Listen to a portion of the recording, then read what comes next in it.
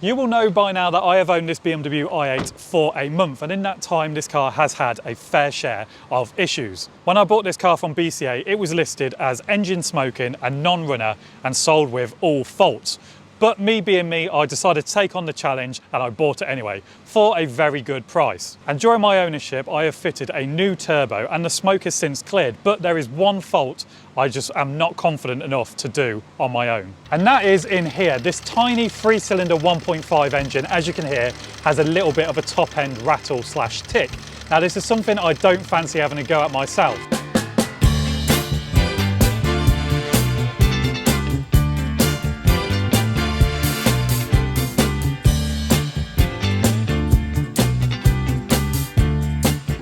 Which is why I have brought my car down to the experts at Fast Road Vehicle Solutions, who are going to dive into my little engine and find out what is causing that annoying tick. Hi Ben, welcome to Fast Road Vehicle Solutions. So we've had a little bit of a look over the i8, and firstly, what the hell did you buy one of these for? You could have got an M car, like a proper car for the Well, you are surrounded by some nice cars here, so I know that I am in the perfect place. I especially like your E90 M3 because of course I had an E92.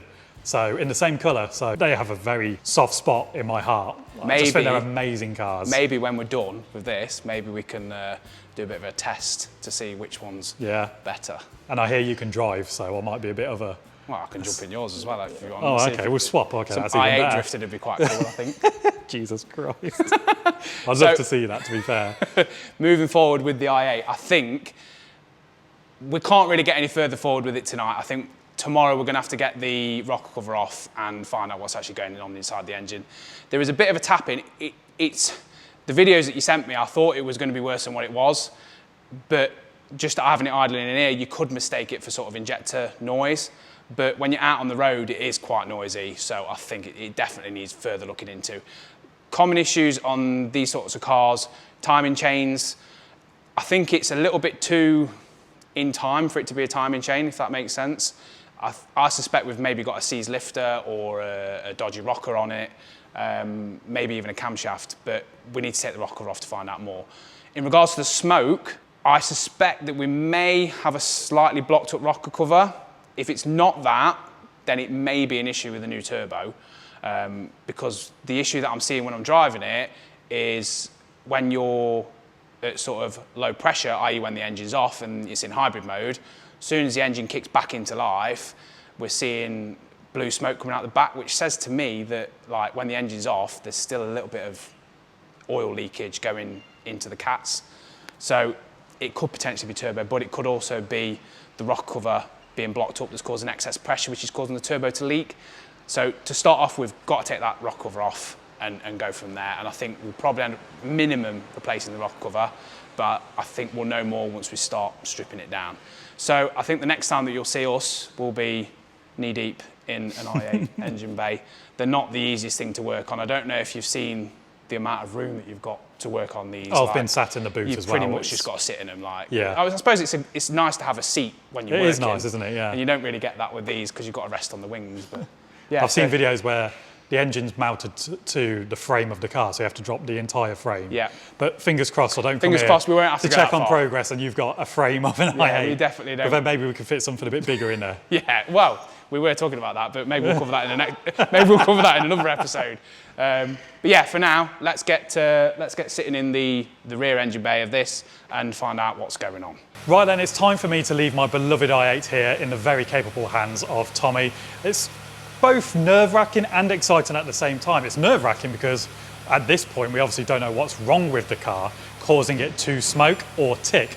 And the nerve-wracking part is also how much it's going to affect my bank balance. But I suppose that's the nature of the game, isn't it? You know, I bought this car from BCA knowing it had issues and I'm fully okay with that. And given my track record, this isn't the first time I've done something as financially irresponsible as this. So I'm getting used to it, to be fair. It doesn't really bother me anymore, but let's report back, see what Tommy finds during his searches stripping apart my engine. Well, I know we said we're going to get on to the next day, but it has been a few days now, and we have some good news and some bad news. We're going to do the good news in this video, and I think the bad news is going to have to wait until the next one, because the weekend's coming up, and we're trying to stay positive. So We found the reason for the engine sounding like a skeleton having a party in a biscuit tin. So as you can see here, we've got all the rocker cover off and we've exposed the valves. We're just compressing the valve spring here to let the valve come down so that we can take the rocker off. Taking the rocker out just to make sure that the bearings are all smooth and operating freely, which they all were on all 6. So we know that the issue isn't the rockers. And now looking at the lifter, we can see that there is quite a lot of movement in it, and you hold it up with the pick and it pretty much just drops down on its own. So there's no tension in that lifter whatsoever anymore. You should be able to just keep it up and it stay there, but this is quite easily going down. It was the hydraulic lifters. Now I'm going to explain to you exactly what was happening with the hydraulic lifters. I'll turn the camera around so you can see exactly what we're looking at. So these are the hydraulic lifters. So the purpose of these is to connect onto the rocker shaft, which then runs on the camshaft, and then the rocker shaft pushes the valve down when the camshaft pushes on the rocker. Now the sole purpose of the lifters is to take up the slack or the gap between the rocker and the lifter itself. If you have a look at these, you can see that the ones on the right, they sit quite a lot lower than the ones on the left. Now the left ones would probably be okay, we could have maybe used them again, but we did opt to replace the whole set because if these ones have gone, then there's a high chance that it won't be long until these ones are gone. So we replaced all 6 of them on the exhaust side, and the rattling is now gone.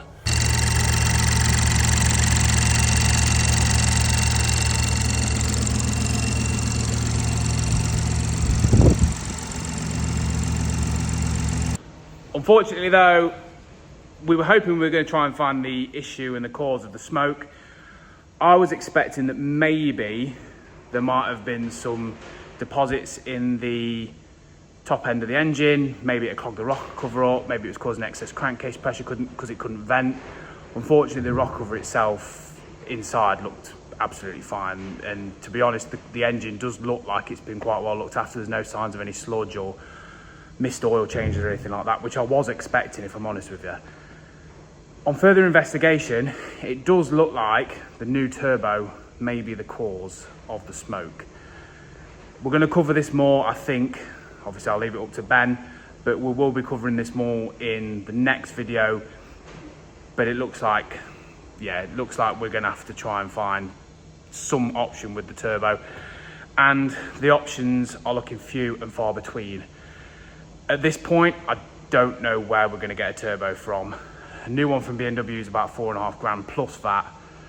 And I don't think, well, I think that'll completely kill the budget on the project. So at the minute, me and Ben are both looking at other options.